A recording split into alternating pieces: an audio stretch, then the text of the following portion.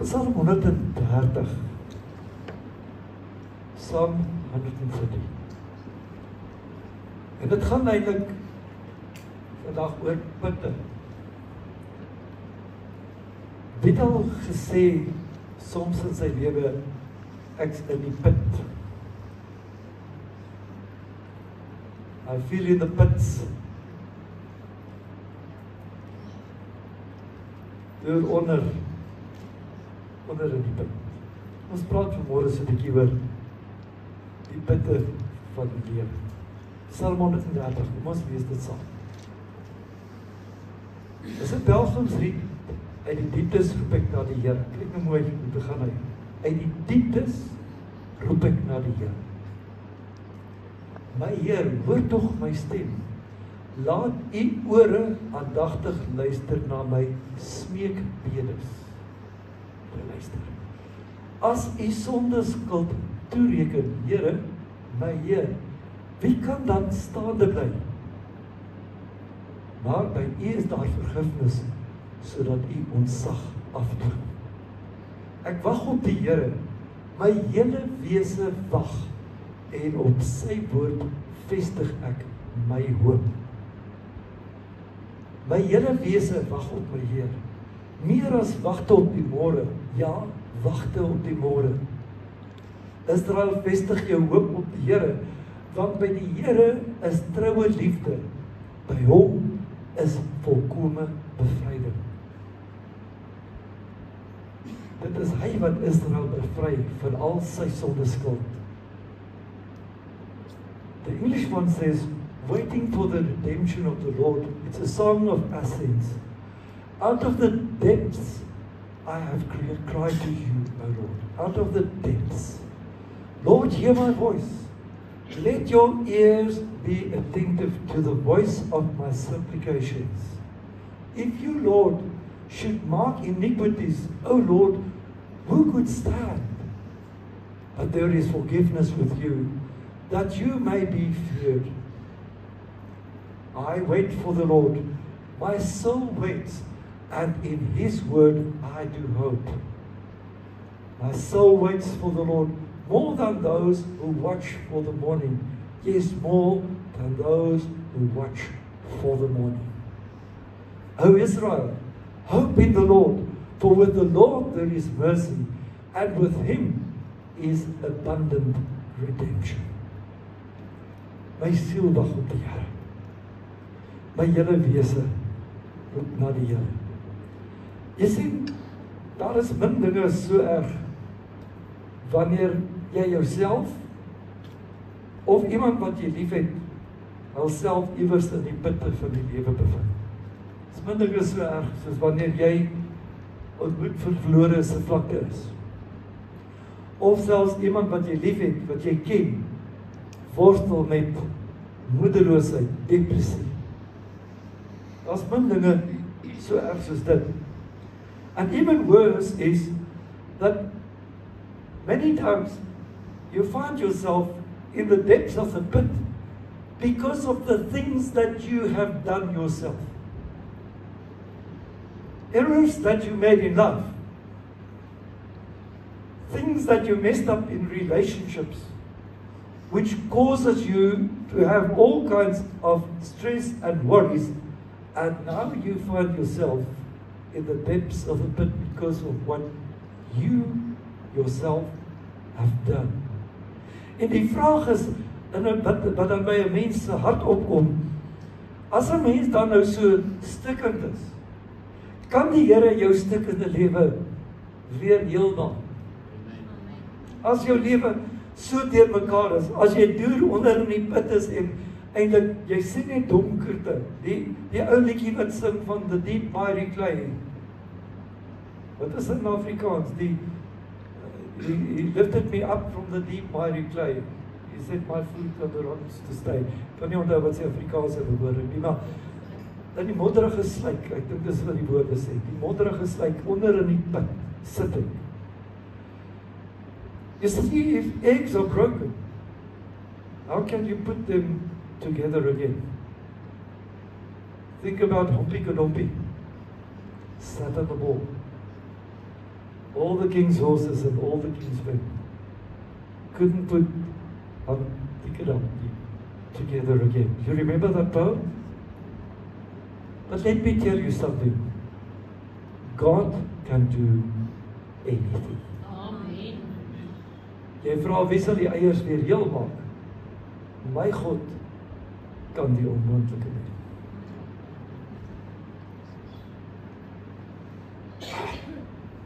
Dit is stil. Wie gaan dit weer by mekaar sit? Jou lewe het uit mekaar uitgeval. Jou lewe, jy sit onder in die put. Hoe gaan jy weer uit dit uitkom?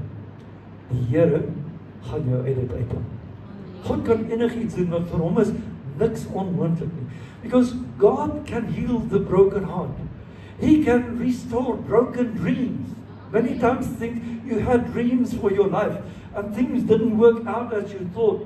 And because of that, you are now depressed. Because of that, you don't feel good. Well, God can restore broken dreams. Amen. You have broken dreams, but God can restore them. Yes, even if you sin and your life is broken because of the sin you have done, God can restore your life. Sonde verwoes mense lewe, weet julle. Maar God kan jou weer heel maak as sonde jou lewe gebreek het. Dit is vir my altyd hartseer om te sien mense wat se lewens in vader lê weens sonde. Maar dat mense dan nie net die vrymoedigheid het om God te roep en God te vertrou en aan te hou met God te pad stap nie. Dat daar in 'n oomblik iets gebeur in hulle lewens, maar hulle keer terug na hulle sonde toe en hulle lewens bly stikken. En dan sê hulle maar, God maak nie sy beloftes waar. Kan ek jou iets verduidelik? God het die oomblik toe jou aangeraak het, het hy jou vrygemaak. En van daardie oomblik af, jy kan jy in vryheid leef, maar jy kies of jy wil teruggaan en die sonde gaan doen wat jy altyd gedoen het. En as jy kies om terug te gaan na die sonde toe, gaan jou lewe nog steeds stikken bly. Nie omdat God nie sy belofte gehou het nie, maar omdat jy gekies het om weer die stikkende lewe te gaan leef. You choose. Much of the things that have happened to people are because of the choices they have made. Now the depths that we have read here in the Old Testament refers many times to struggles and challenges that people have, the problems that we face in life. That when in the Old Testament, especially also in the Psalms, when you read about the depths, it is many times about the struggles you face, the fights you have to fight in life, and all the pressures that you experience. And when this pressure causes you to lose all hope, jy het wanhoop, jy het moedeloosheid wat jy ervaar. And in times when you experience hopelessness, there are 4 things that you have to do. Basically 4 things. The first and the most important is call upon the name of the Lord. Roep uit na die Here. Nommer 1. As jou lewe onder in die put is, die eerste ding, roep die Here. Roep God aan. Dis wat hy in Psalm 130 begin. Sy siel, sy hele mens wees, roep na die Here. The second one is to wait upon the Lord. Wag op die Here. Wait upon the Lord. In other words, you start to walk with God. Wait upon the Lord is not to merely just sit in the chair waiting for something to happen. It is you start to walk with God. Daily you pray. Daily you read scripture. Daily you praise and worship God. Daily you focus upon God. Elke oomblik van jou lewe fokus jy op die Here. Dis wat dit beteken om te wag op die Here. Dis nie om in jou lazy boy te gaan sit en te hoop iets vol of iets gebeur uit die hemel uit nie. Dis 'n pad stap met die Here. Wait upon the Lord. Soek sy aangesig. Bid, vas, lees Bybel, kom kerk toe. Moenie net by die huis sit en dink iets gaan gebeur. Stap 'n pad met die Here. Die derde ding is, jy moet waak. You have to watch. You have to keep watch. Jy moet waak. To keep watch means you have to be careful what you do. Look at your own life. What are the things that you are doing? Are there things that you are doing that are actually opening the door for the enemy to attack your life? You have to watch. You have to keep watch. You have to guard. Let's use the word guard. That's a better word for the Afrikaans waak. Jy moet waak. Kyk dat jy nie in jou lewe goed toelaat en doen wat die deur vir die vyand oopmaak om jou aan te val. Weet jy, die vyand kan jou gesondheid aanval op grond van goed wat jy doen.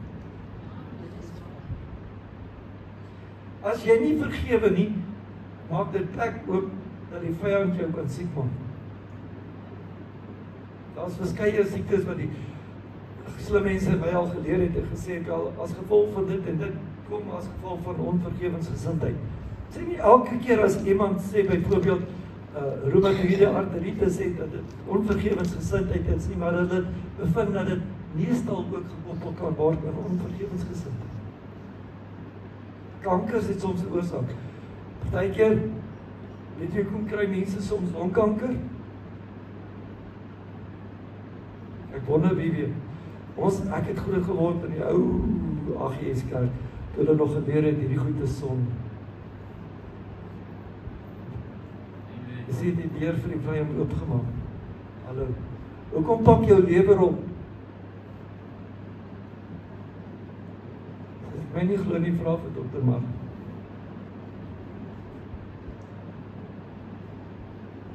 Dis erg.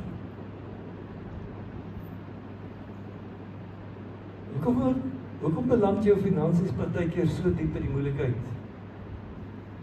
Want jy gaan speel daar by, wat is die plek daar by Witbank? So jy ry verby hom, wat noem hulle hom? Is hier daar nou by die mall, wat is die plek? As jy weet, jy was daar.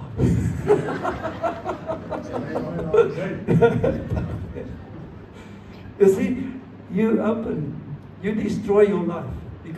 So you have to guard what you do. You have to guard what you say. You have to guard. Die vierde ding, jy moet op die Here hoop. You have to keep your hopes up. You have to keep hoping in God. Jy moet op die Here wag. Jy moet hoop dat die Here sal ingryp in jou lewe en in jou omstandighede. Jy sien, in vers 1 het ons gesien hoe dat hy skryf, hy is in 'n put en alles het net stil geword rondom hom. He was in the pit and everything just went quiet. But you know, even if everything around you gets quiet, you have to understand that your call upon the Lord cannot be silenced. Jou uitroep na die Here, alles rondom jou stil. Jou uitroep na die Here kan nie stil gemaak word. As jy uitroep na die Here, kan niks jou stil maak. Al druk hulle jou mond toe, dat daar nie klank moet uitkom nie, dit wat uit jou hart uitroep, kan nie stil gemaak word. Call upon the Lord. Hope in the Lord. You see, because when all things go well with a person, you know, many times prayer, when things are going well, it usually just comes out of your mind, your mouth and out of your mind. But when things are not going well, most of the time then prayer comes out of the heart. Because when things are going well, it is basically many times a ritual. It's many times without much meaning. We just do it because of the sake of, you know, we have to pray every day. But when you find yourself in the depths of a pit, and your heart really cries out, it comes from deep within. It's a different prayer. It's a different call upon the Lord. So, wanneer jy in die dieptes van die put roep, is daar's nie vernis op nie. Daar's nie mooi goed wat jy sê nie, daar's nie verseringkies op jou gebed nie. ek gaan so 'n bietjie van die spoor af. Weet jy, ons kan partykeer mos icing op die gebed probeer sit. Jy weet wat doen jy met icing? Jy maak mos 'n koek mooi. Waar's die tannies wat so lekker koek bak? Hulle sit icing op om die koek mooi te versier. En partykeer het ons versieringkies op ons gebede. Jy weet, want ewers het ons 'n kursus bygewoon en die kursus het gesê jy moet so bid en so bid en jy moet so bid. Dit is altyd vir my interessant. Maar weet jy, as ek Dawid se psalms lees, dan sien ek, as dit met hom moeilik gegaan het, daar was nie icing op die gebede nie, daar was nie versierings nie. Dit was net hier 'n rou uitroep uit die hart uit. It was just a raw call from deep within his heart. There was no teenlantjies. It's just a call. Many times when things are not going well, it is just a call. You've tried all the nice things that people taught you. You must now pray this, you must pray in this way, you must start with praise, and then you must start with that, and then you do this, and you must, there are people that, I always call them the one verse people.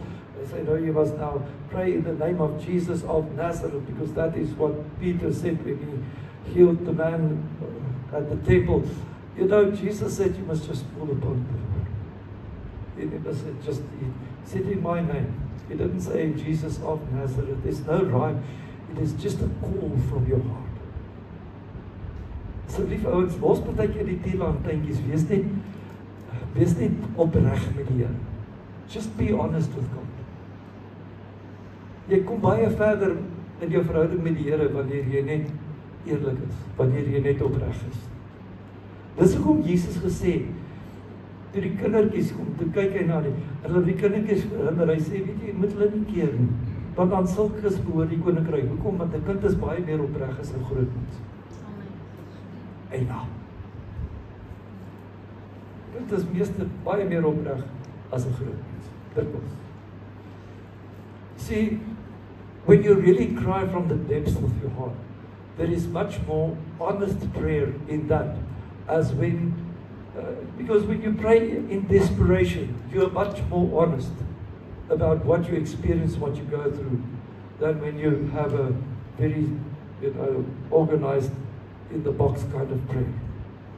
So, because there must come a time in your life that you have to understand that there's nothing else that can help you unless God intervenes. Tensy God nie ingryp, kan niks verander. So begin, roep die Here aan, roep God die Vader aan. Jesus het gesê, ja, as jy bid, bid dan so, ons Vader wat in die hemel is.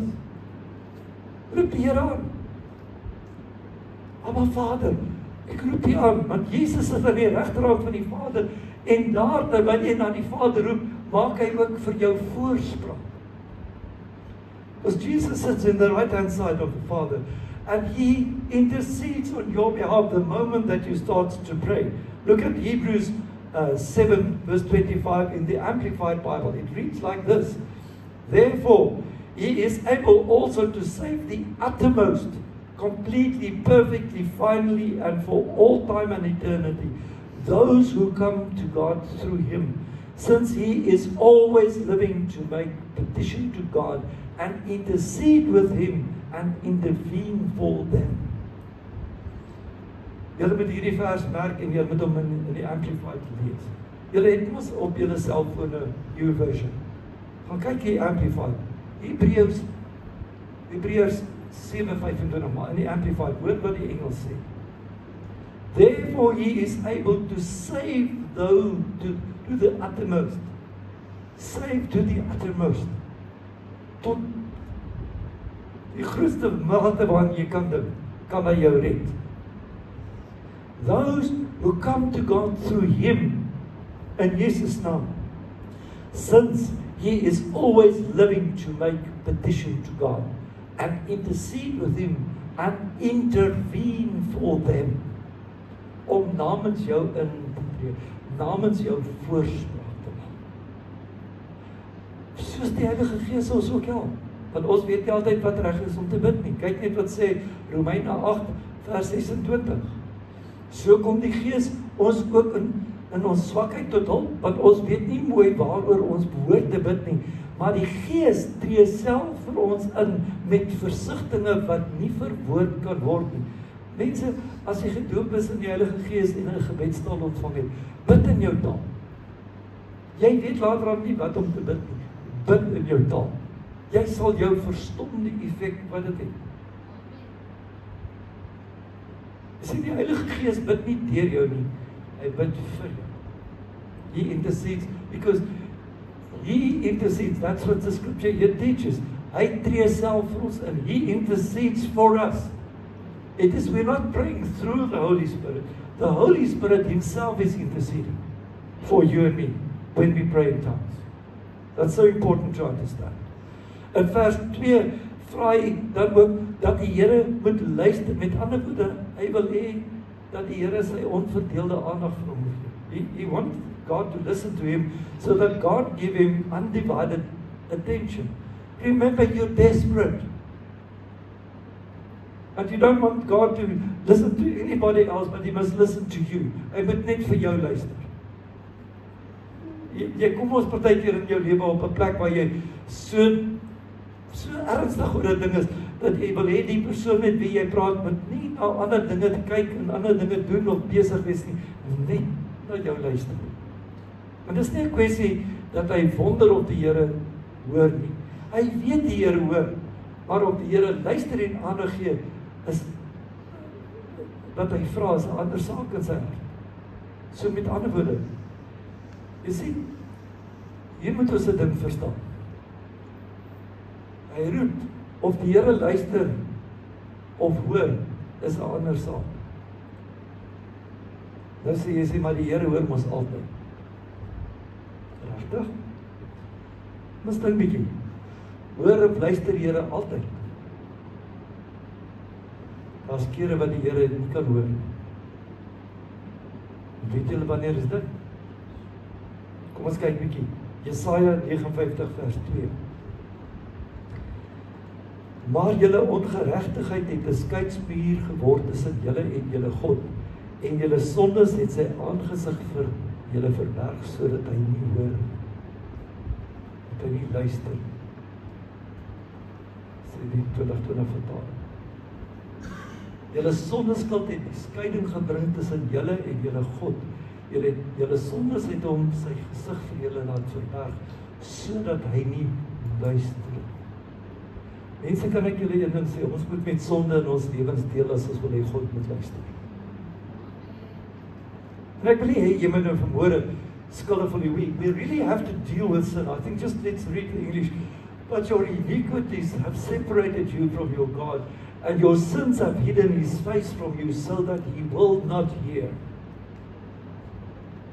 We need to deal with sin in our lives because, you know, if we continue in sin, it causes God to turn His face away because of your sinfulness.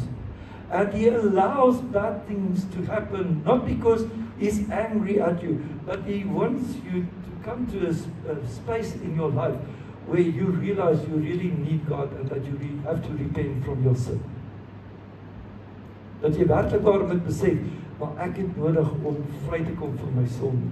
En dit gaan nie oor ek wil jy nou skuldig voel, want daar's genoeg ouens wat boeke geskryf het om mense te laat skuldig voel oor elke klein dingetjie in jou lewe. Maar jy sal weet wanneer iets sonde in jou lewe is, want die Heilige Gees sal jou reeds oortuig het dat dit wat jy mee besig is nie te goed en Vader. You will know, because the Holy Spirit will already have convicted you. He will have told you, listen, this what you are doing now is not pleasing to God. You must stop doing that. And it is when you continue doing that, that God will turn His face away and not hear your cry. 1 Petrus 3 vers 12, want die oor van die Here is op die regverdiges en sy ore tot hulle gebed, maar die aangesig van die Here is teen die kwaaddoeners. Sê dit is die ou vertaling. Ekskuus, ek het op my notas die ou vertaling. Want die oor van die Here is op die regverdiges en sy ore is ook vir hulle gebedsversoeke, maar die aangesig van die Here is teen die wat verkeerde dinge doen. Sê dit bevestig wat Jesaja gesê? The English says, "For the eyes of the Lord are on the righteous, and his ears are open to their prayers. But the face of the Lord is against those who do evil." And not evil what people say is evil. Because in today's world, people call sin good. And when we take a stand against sin, they say we are evil. Ons sien in hierdie wêreld vandag, dit wat sonde is, word goed gepraat en aanvaar. En sou ons standpunt teen sonde neem, dan sê die wêreld van ons is evil. Nie evil in die oë van mense wat hierdie skrif van praat nie. Hy praat van wat doen wat verkeerd is in die oë van die Here. Wat sê sy woord is reg, wat sê sy woord is verkeerd. Dink net aan die verhouding tussen mense. As iemand jou te nakom en seermaak, wil mense gewoonlik nie na mekaar luister. Is dit nie so nie? As mense mekaar seermaak, and people hurt one another, they don't want to talk to one another. Ons vermy mekaar. Is dit nie so nie? En wanneer 'n mens sonde gedoen het, twyfel jy gewoonlik self ook of God sal luister, want jy is te skaam oor wat jy gedoen het. Dit het ons al in die eerste hoofstukke van die Bybel gesien. Toe Adam en Eva ongehoorsaam was aan God, toe kruip hulle weg toe God kom kuier. Hoekom? Want hulle was skaam. Dikwels gaan kruip jy weg van die Here af, omdat jy weet jy is verkeerd en jy moet dit met die Here uitsort. You've sinned and now you are ashamed because of your sin. And this is a tactic that the devil uses. He many times, because of your sin, cast doubt in your heart, saying, well, will God listen? You must be so ashamed. You must go and sit one side. You must first do this and all that, and all kinds of stuff, because God won't listen to you. Because you feel ashamed because of your sin. See, the devil many times wants to tell you, God won't forgive you when you've sinned. But the Word of God teaches, the moment I call upon the Lord, and the moment I ask Him to forgive me, He will forgive. Amen. Dis so belangrik. Die feit is die duiwel lieg as hy vir jou sê, God gaan nie na jou luister. Ek het vir jou gesê, jou sonde vorm 'n skeidsmuur tussen jou en die Here. Maar in die oomblik as jy jou sonde bely, hoor God jou en antwoord God jou. Psalm 51 vers 9. Die offers aan God is 'n gebroke gees, 'n gebroke en verpletterde hart sal U, o God, nie minag nie. Dis Engels. When you shall be pleased with the sacrifices of righteousness, with burnt offerings and whole burnt offerings, they shall offer. Sorry, die Engels gaan vers 20 lees, of vers 18 lees. 20, excuse me. The English one is not the correct one. It's about the kind of offers that God loves. A broken heart, a broken spirit is the kind of offers. Not the kind of offerings that people used to bring in the time. Cattle and cows and bulls and goats and sheep or whatever. A broken spirit, a broken heart. And God will never reject a broken heart. So when you've come to a place where you're in the pits and your heart is so broken, God will never reject you from there. So wait upon the Lord. En om op die Here te wag is baie keer moeilik. Want ons is ook gewoond aan satisfaksie. Ons leef in 'n era waar alles in die kits is. Die oomblik as jy iets wil weet, waar ons in die ou dae gaan jy nou nog moet wag tot jy by die huis is en dan onthou jy die Afrikaanse kinderensiklopedie oopmaak en dan gaan oplees oor dit. Nou is dit net, jy sê vir die foon, luister, vind vir my gou uit, wanneer vind dit plaas? Dan sê, okay, wat jy gevra het, gaan môre plaas. Alles is kits. Jy ry hier aan die kant en jy sê vir iemand, hoor so ek soek Streetwise 2 met chips en 'n Coke gesoek. Betaal ek hier by die volgende punt en as ek daar kom, dan is my pakkie reg en ek ry huis toe en ek gaan eet my KFC. Dis dan die stad is nog lekkerder. Ek sit in die huis en sit op my foon en net en dan lei hulle, hier is jou pakkie met jou groceries, jy hoef nie meer dorp te gaan. Ongelukkig werk wag op die Here nie so. To wait on the Lord is not an instant satisfaction thing. Because when the Lord says we should wait on the Lord, we have to understand it's not that God is inactive, but there are things that God is busy with. He's busy helping in His way. He's busy intervening in His way. He's busy helping you as He knows best. He's not inactive. The moment you called upon God, like Daniel, when he called upon the Lord, it took 21 days before the reply reached him. But there was something happening in the heavenlies. The angels that God have sent to reply to him had to first fight the devil and his demons before he could deliver. But God was not inactive. God has already acted the first moment he called upon the Lord. So you need to learn to be patient. And to be patient is something that most people don't like. Ek is een van hulle wat nogal sukkel om geduldig te wees. As ek iets wou gedoen het, moes ek 2 dae terug gewees het. En nou is daar nog sulke mense. Dankie, daar's nog meer mense. Hoop op die Here is die laaste een. En dan wil ek vir jou sê, wag op die Here met 'n Bybel wat oop is. Wait upon the Lord with an open Bible. Because Psalms 119:43 moet tog nie, gaan vir my Afrikaans, ekskuus, moet tog nie u betroubare woord geheel en al uit my mond wegneem nie, want ek vestig my hoop op u beslissings, dit wat die woord sê. And take not the word of truth utterly out of my mouth, for I have hope in your ordinances. Wat sê die Here?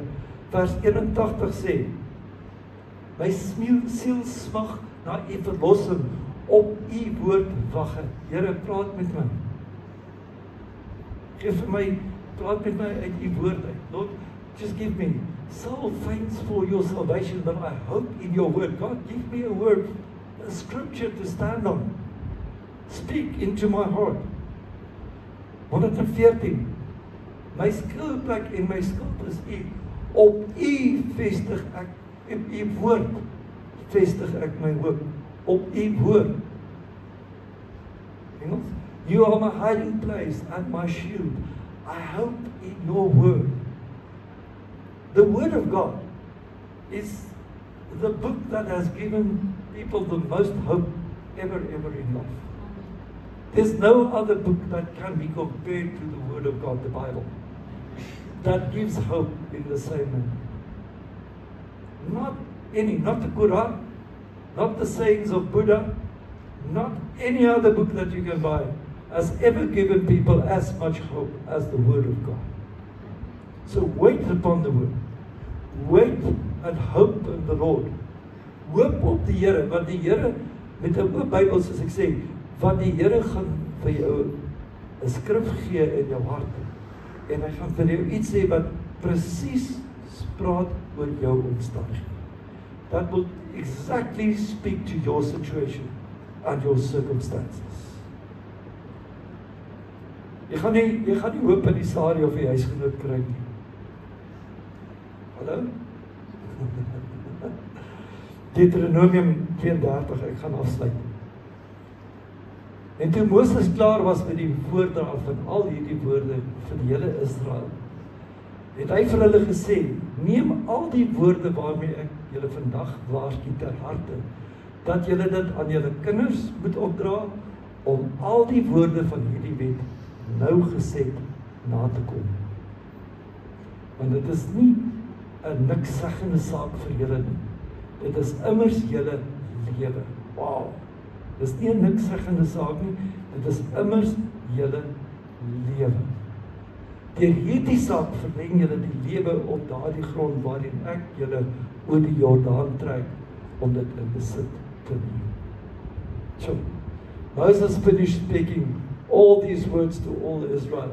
And he said to them, set your hearts on the words that I testify among you today, which you shall command your children to be careful to observe all the words of this law. For it is not a futile thing for you, because it is your life. And by this word you shall prolong your days in the land which you cross over the Jordan to possess.